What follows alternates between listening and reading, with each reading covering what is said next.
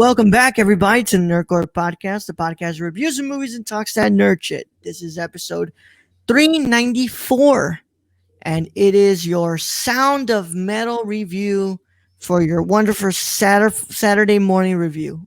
I was almost going to tongue twist that one. For a wonderful Saturday morning review, as always, here on twitch.tv/the Nerdcore, streamed early for everybody, but you want the podcast version, got to be on the Patreon at patreon.com/nerdcore. As always, is the nerd. You're going to hear the whole show lunch by wonderful co-hosts. Oh, wrong one. You didn't flip it, did you? You can't flip it when you're on this one. Yeah. Okay. Sadly. Hi, everybody. What's going on, Brad? How are you doing today, bro? I'm still in quarantine. Yeah. Still in no more quarantine. updates. We haven't seen any updates on the Twitter. No, because I'm completely fine. It's my wife now, so no. Yeah. I should probably do an update, but I totally forgot about it. they were quite entertaining to read. I was playing Ghost of Tsushima. My bad. Yeah. You tell Brad to play Ghost of Tsushima with you one time, and now he's gonna start to get obsessed with this damn. I'm at like level 45, bitch. Yeah. He really likes this game, guys. You guys need to understand that. Yeah. I just want to do Ronin shit with my samurai friends, okay? Look, man, I can't blame you. Game's great. But, yeah. Brad, we're here to review this film, which is available on Amazon Prime for people who don't know. Can I just say something before we get into it? Anyone who has not seen this movie and is currently watching right now, be it live, listening through Anchor, be it on YouTube or any other device, if you have not seen this movie, stop listening. Yes, I don't want your views. I want you to go watch this and then come back to us. That's how good this movie is. This movie's really fucking good, dude. This movie's really fucking good. And I really want you all to kind of experience it for the first time, because when we discuss this, like, it's going to be really hard to replicate what this movie does, because, like, this I'm going to be real honest, this movie's only going to get probably nominated for the sound categories, and that's it. But which this is movie, horrible. It's horrible. Like, this movie that's horrible to say, but yeah. He's honest. Yeah, I'm being honest, and this movie deserves more. Yeah. This movie really deserves the love it should get, and the love it's getting is very minimal right now. It's coming from like a minority of where film discourse comes from, but like, this deserves it on a grand scale level that I'm talking about. Like, because this movie is genius. It's incredible and it's beautiful, and I really want you all to experience it. It's something new. And that's hard to say in the movie industry nowadays. This is something that is new. Yeah. So, Brad, watched anything else as of late before we get into this? I'm trying to think. We did our Whiplash commentary. Nothing else? Whiplash, I think that was it. Yeah. Hey, we got 2 Drummond movies. 2 Drummond movies. Yeah, except for this one ain't no jazz band, Brad. No. It's straight up metal, bro. All right, man. So if that's the case, I'm going to go ahead and get started here. I want to go ahead and just get into the meat of it all. And I really want to talk this movie already, because I've been holding it out for a while now. I watched the movie like 2 weeks ago, and I really just want to talk about this already. I really want to talk about this.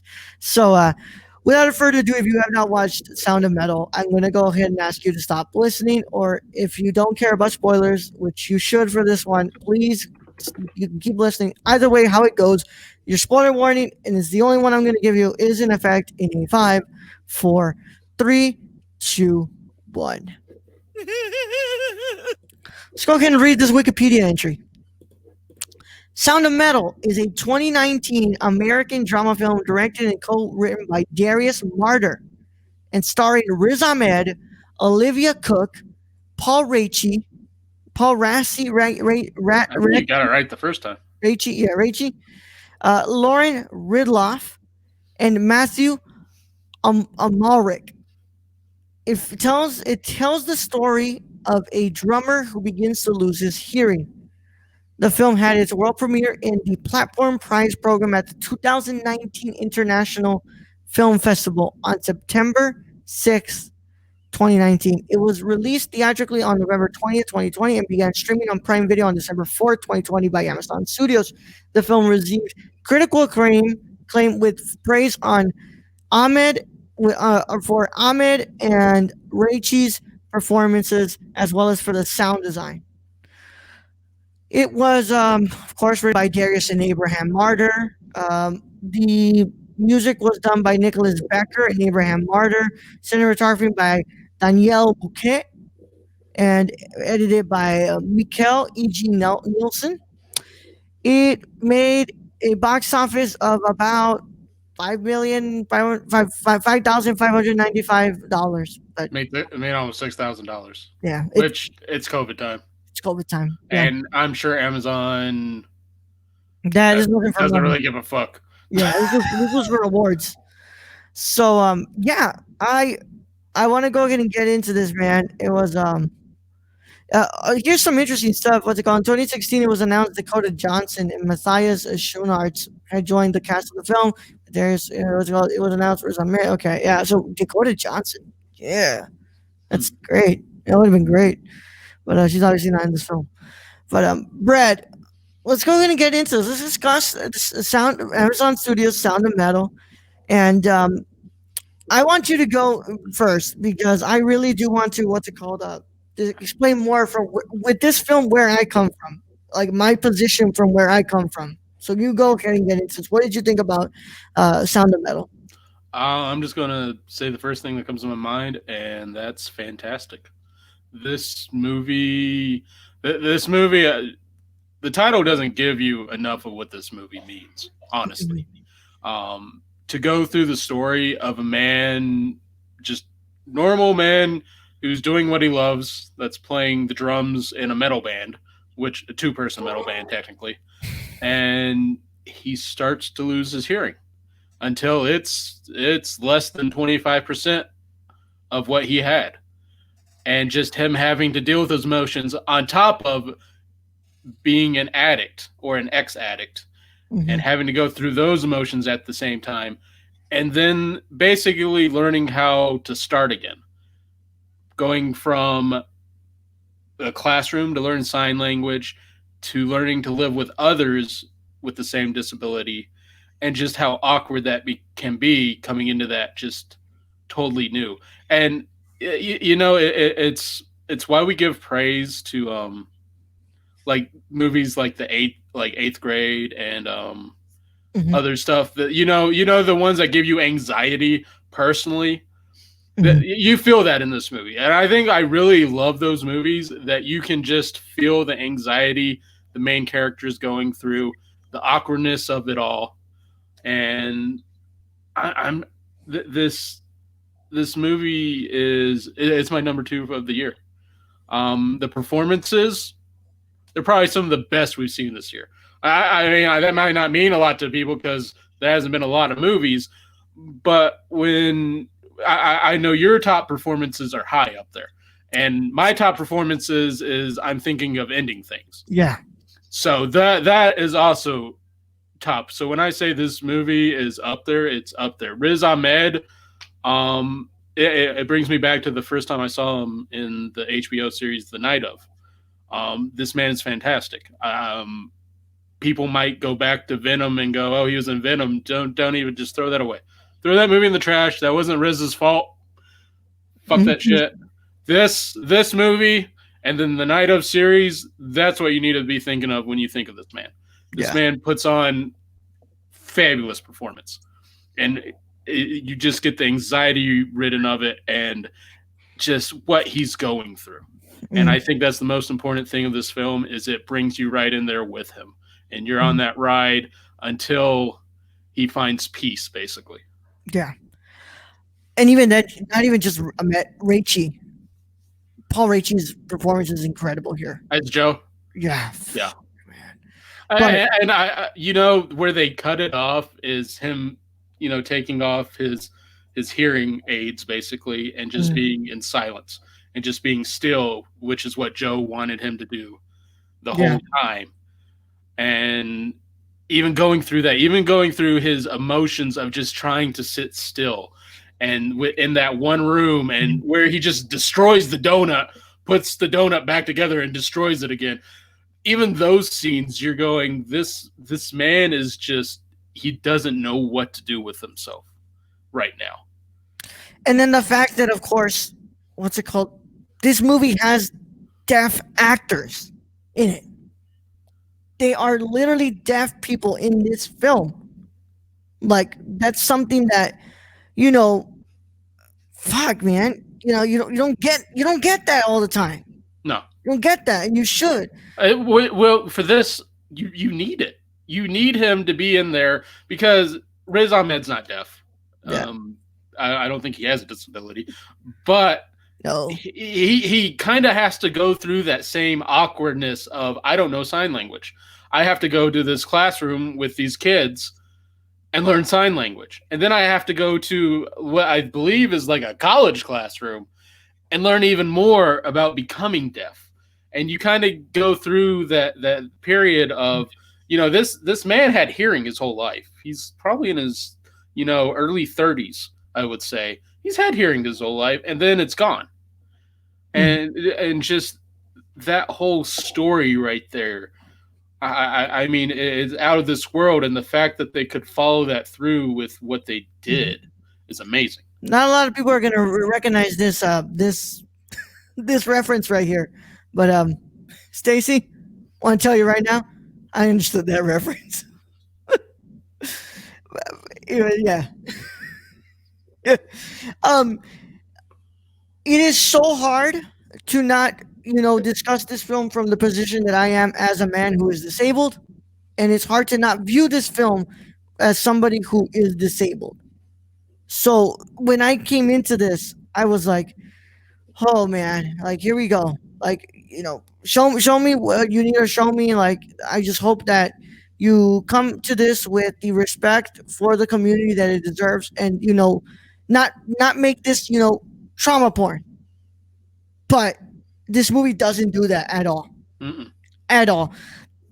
I mean, the bare minimum that we see, actually having deaf actors being cast, and I thought, definitely not trauma porn. I thought it was fairly interesting. Like around the table when they're eating dinner and they're having a conversation, and he's having just to sit there because he doesn't know sign language yet. I mean, you get to feel his awkwardness, but you get also to be in there with them in their community and see how they interact. And it's not something that, a lot of people get to see. But there's also something that needs to be brought up as well. Like one of the first things that Joe tells Riz Ahmed's character, the world out there can be a very cruel place.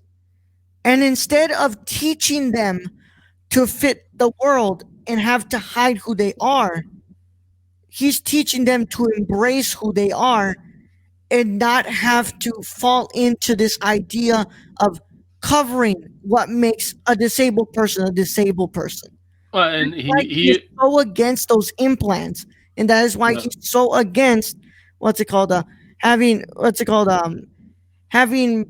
Riz Ahmed speak to him without slowly, so he can read the lips, and what they're talking around everybody else, but like you can't hear. You need to learn sign language. Like you have to come into our community because the community out there, the able-bodied people will not and cannot accept you as you are.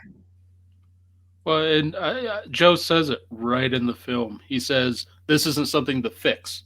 This is something to just be."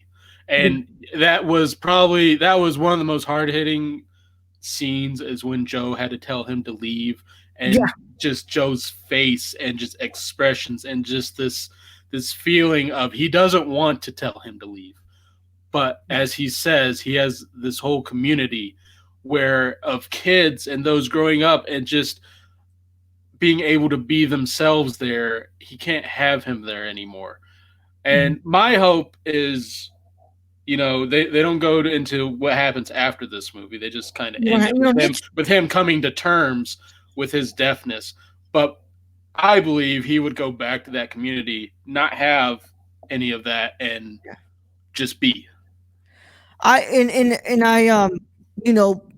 there's also the part that comes in where you discuss the effect that addiction has on his life, and how like God, Riz Ahmed is best actor worthy for this. I'm sorry. Like, if you watch this film and you cannot notice that Riz Ahmed deserves an Oscar for for an Oh Oscar yeah. nomination for this film, you are not watching this movie correctly. This man is portraying something that's so hard. Like, he's portraying someone with disability, but someone who also is an ex addict, and how he just like that whole part where the taxi is picking up Olivia Cook, and he's like, just please, like, just, what's it called? You're my everything, like, and he's breaking down, and he truly wants to express all that hurt and pain that he feels. It's Riz Ahmed plays this character so well. Like, it's absolutely incredible how like in tune he is with the identity crisis of being disabled, and and being an ex addict, and having to go through relapse, and having to learn what's it called, a new language, and trying to to fit yourself into a community that is accepting you more than the community outside. Hmm. Do you think Joe, like, Joe knows he's an ex addict, but at the same time, I think Joe realizes that he will never want to be a part of that community if Lou stays there, because Lou is now Ruben's addiction. Yeah, She really is. yeah, He goes to the point where he sells all his possessions, or her possessions. It's never really told in the movie, but to get the implants, yeah, and just for her. And at the very end, he goes, Joe's right. It's yeah, totally different world. They're not going to accept me, and I just have to be with that. I just have to yeah, be still. yeah. But there's, and I love the scenes where he's with the rest of the people, and he's what's it called, that kid who was acting up in class, and he takes him outside, and he's really into, like, like, kind of like trying to drum and write, and he has that moment of, like, sincere friendship with the kid as he's like tapping away on the slide. And then of course you have the moment when he's drawing up the idea of the tattoo for that person. Hmm. And And then she has the tattoo in that one scene. yeah, So I mean, he was becoming a part of that community. Joe even said it. He's like, "You're very important to us." yeah, And it's just he was so addicted to Lou and what Lou was doing in her life that he couldn't get away from that. yeah. The sound design is incredible, of course. Every single part where you're kind of hearing things from what's it called, Riz Ahmed's character's position, from his point of view. That sound design, that muffled audio is just, it's incredible. And the way And this begs the question: did they have people there in the at least in the sound design who were partially deaf and then like just deaf to kind of give an idea on what that sounds like? I have no idea, dude. Like, that's truly, like, I cannot explain. Like, I want to know how that was done, because it's incredible the way that they kind of go about it, and they really kind of create that sound of a person who's deaf. And not just that, but when he gets his hearing aids, Mhm. um, just the because it doesn't come in clear like at all, which I don't think you could expect. Even the doctor at the very beginning said, like, even if you get these, you're not going to have 100% of what you had. Yeah, And just the way they did that and the sound design, it makes you feel frustrated with Ruben, because Ruben, they say this is a $40,000 to $80,000 surgery hmm, that's not covered by insurance. and damn well he's not insured. And like any other person who, like, they just lost their hearing and all they want is that back, and yeah, he's going to go to the ends of the world to get that back, and then when he gets it, it's not what he thought. Yeah, And it is. I can, and you can feel and understand and empathize with the disappointment he has there, but at the same time, you realize that Joe is right. You have to come to terms with that you are now deaf. yeah. So I truly believe. I mean, the direction is beautiful. It's just, it's great how everything kind of paces well with it. Everything, and I think what people need to understand is, like, when you're gonna approach this movie, it's not a beautiful looking movie. It's a very grim looking film. Like, the colors and everything, it does not look beautiful. I mean, but it puts you right in there with him on Right how into he's it. seeing the Yeah, world. yeah. And everybody in this, like Olivia Cook does a great job being who she needs to be, like Yeah, playing her character. She's so damn good, you know. And actually, what's it called, like the music, and actually kind of like showing off what metal, like how calming, but how you know violent. anxiety and violent inducing metal is. It's like it's so rough, but in this movie it's really, what's it called, used correctly to kind of show that, like, he needs something as rough and fast paced as this, because it's what gives him a sort of like it's what shuts him off of the world outside. Hmm. And it's understandable why he picks metal, that to, what's it called, to make him, what's it called, to pursue as a career.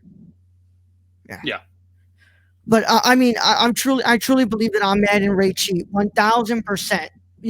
Ahmed deserves that best actor, and Raichi deserves that best supporting actor, because Raichi I, is I agree. so good in this movie.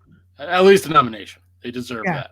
I don't know about win, but a nomination for sure. Like, they deserve it because they are so freaking good in this movie. Yeah. I mean, like I said, this went to my number 2 spot. Yeah. Of the year. Yeah.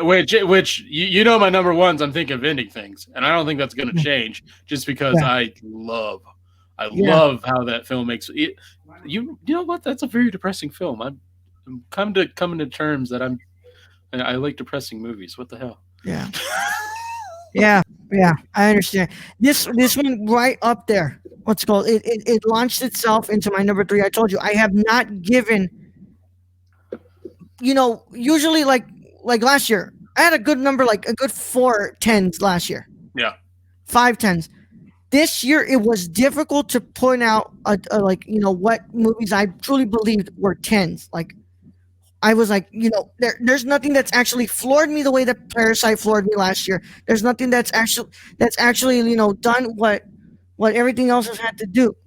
But this movie was a 10 to me. Mhm. This was a 10. It did an incredible job, and I adored every single moment of this movie. I think, and it just did something that a lot of what this year I've been hoping to replicate this year from last year.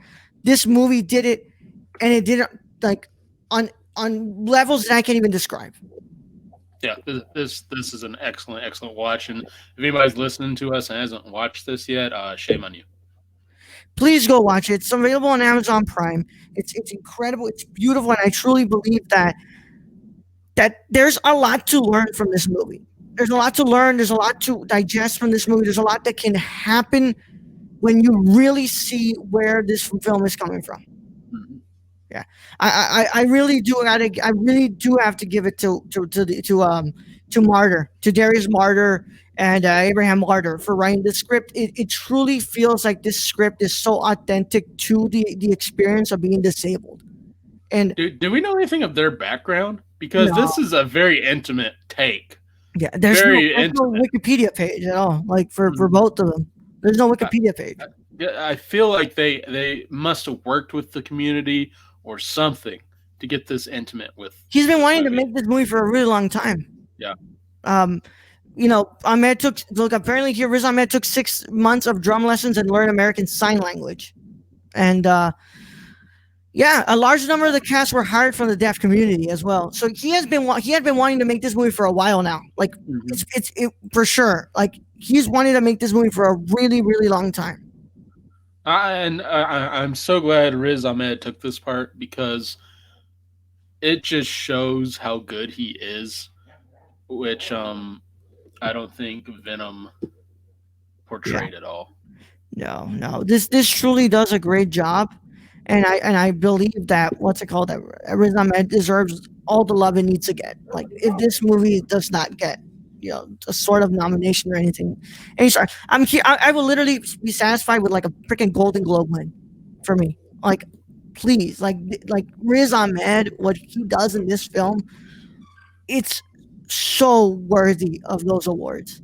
Yeah, and I'll say it again. Go watch The Night of. Also, Mhm. it's a miniseries on HBO. He's fantastic in it. Yeah. All right, man. I'm gonna go ahead and give the Sound of Metal a 10 out of 10. Yeah, yeah, I'm going right there My with number you. 10 three. out of 10. It's my number three of the year. Above it, what's it called, Bakurao, and I'm no longer here. But I mean, this was just fantastic. If you guys knew what's it called, Tenet was number three. This just bumped down Tenet, like just bumped it down I mean, immediately. yeah, yeah, Tenet doesn't touch this. Yeah, this movie just it's so beautifully intimate in a way that a lot of movies try to be this intimate and they're not. Yep. So, yeah, what's called? Go check this out on Amazon Prime. As always, though, we want to thank you all so much for being wonderful supporters of us and sticking here with us and listening to this review on Christmas Eve. So, if you guys would like, please, follow us here on Twitch and follow us on the podcast feed where you're listening to us. If you're a first time listener, Or join our Patreon. Yeah, Patreon supporters, I want to thank them especially because they're the ones who help make this show happen and help, make everything happen within our network. So patreon.com/nerdcore, CORPS for that. As always, we want to thank our associate producers, our executive producers, our producers, writers, and our showrunner. Cassie and Sarah are associate producers. Our executive producers are Grayson Barker. You can follow at Grayson Barker 98 on Instagram, Warlord1Bar on Twitter. And then you have our wonderful Shane, who you can follow at. You can follow our friend Shane at twitch.tv/XSRK or on Twitter at XSRK_. Thank you, Shane. Love you. Merry Christmas. Shane. Thank you so much, man. And also our wonderful writers, Brown Rice 96 on all social media, Twitch on TV/Brown Rice 96, YouTube as well. And our wonderful Tony. Hey, Tony! Real Nerdy Dad on Twitter. And are you seeing him for the holidays? Or is he staying away? No, he's staying his asshole. And as well, thank you all so much to our wonderful, wonderful showrunner, Taymor23, TAYMOOR23. We hope we make you proud with these wonderful reviews, man. Because I really liked doing this review. Yep. Yeah. It's good when you can see a good new movie. Fuck yeah, man. With that being said, we have a couple of more stuff to do. Of course, next week we have what's it called? We'll see. We're trying to do our Kill Bills, but we also have a new movie releasing this weekend. We have Wonder Woman 1984, which I'm gonna watch. So we probably might have a Wonder Woman 1984 review on Monday, and then Thursday we'll do our end of the year list, as we always do.